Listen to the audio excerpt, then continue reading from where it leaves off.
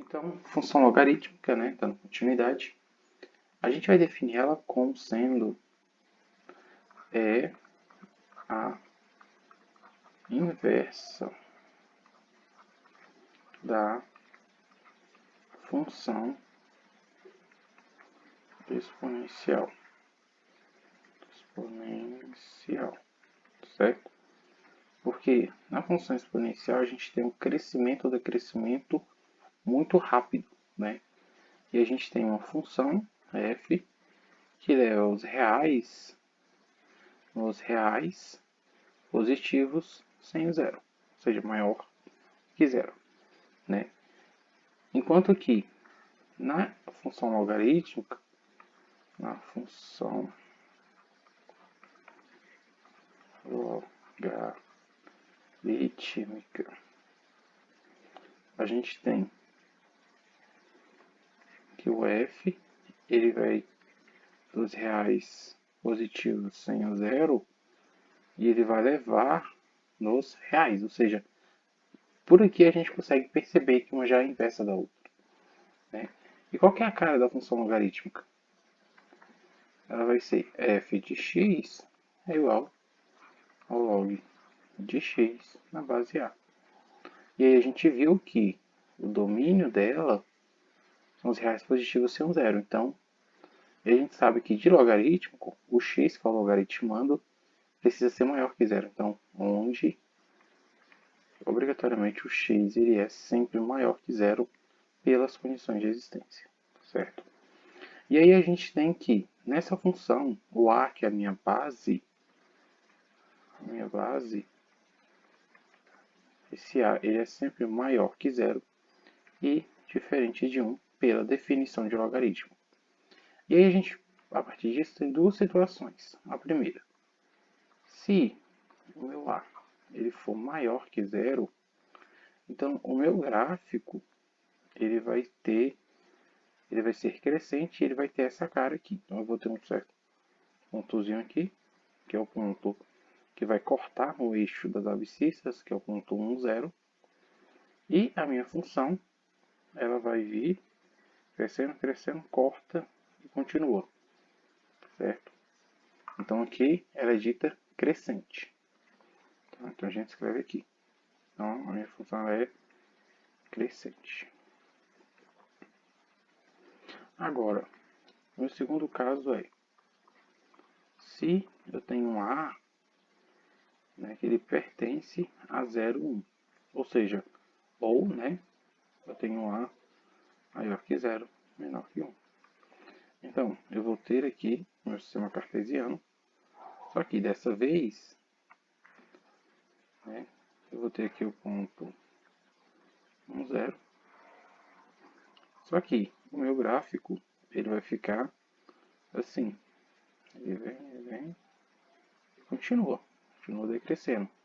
Então aqui a gente fala que ele é decrescente, certo?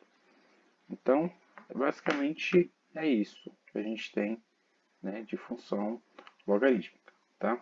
E aí, para finalizar, né, fazendo um contraste aqui entre a exponencial e a logarítmica, enquanto que na exponencial o crescimento é muito rápido, na logarítmica os valores da função eles vão crescer muito lentamente. E isso a gente consegue perceber pelos gráficos. A gente percebe que eles não crescem muito rápido, eles crescem só que num ritmo mais lento, tanto no crescente quanto no decrescente. Né? Então é isso, pessoal. Muito obrigado. Tá? Agora a gente vai para a parte de exercício.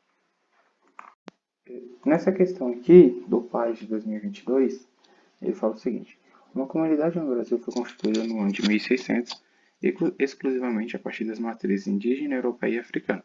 Quando foi constituída, a comunidade possuía 300 indivíduos. Em 1750, a população dessa comunidade chegou a 6.000 indivíduos. Considerando o P de t igual a 300 vezes a exponencial elevada a kt, como a quantidade de indivíduos na comunidade t anos após o instante inicial t igual a zero, né? Então eu tenho que t igual a zero é o ano de 1600. K é uma constante, né? E ln de 20 é 3. Então ele está pedindo para você calcular o valor da constante K.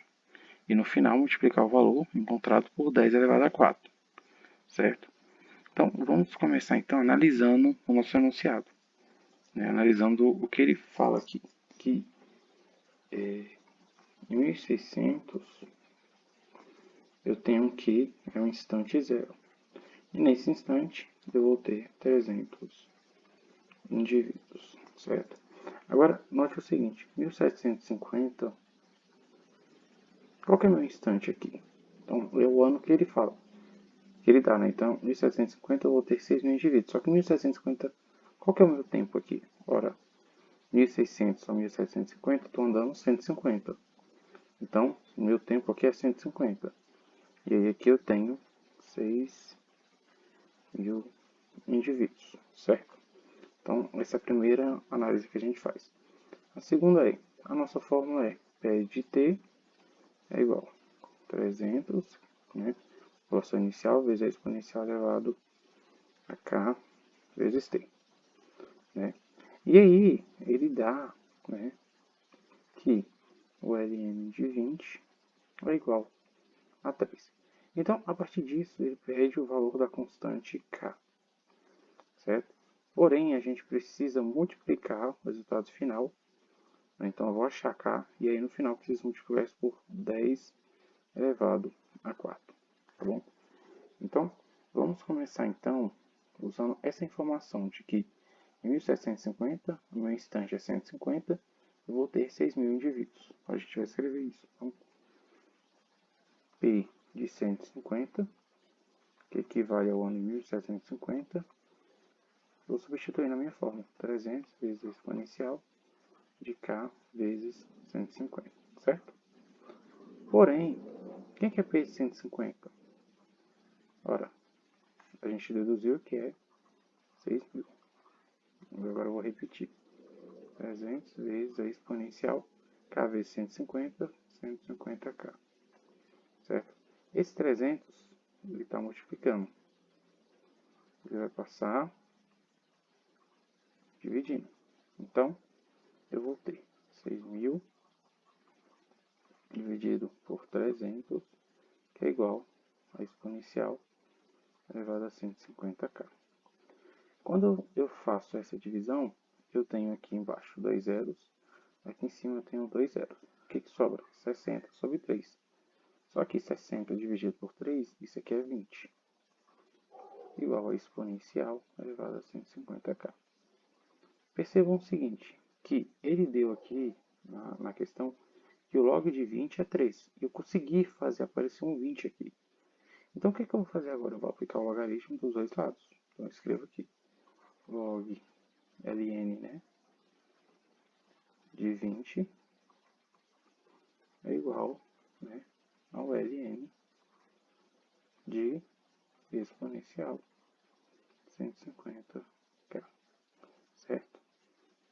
Quando eu faço isso, eu vou ter que, desse lado aqui, ln de 20 é 3, pelo que ele deu no enunciado. E desse lado aqui, a gente tem que ln de E elevado a 150K. E 150 é expoente.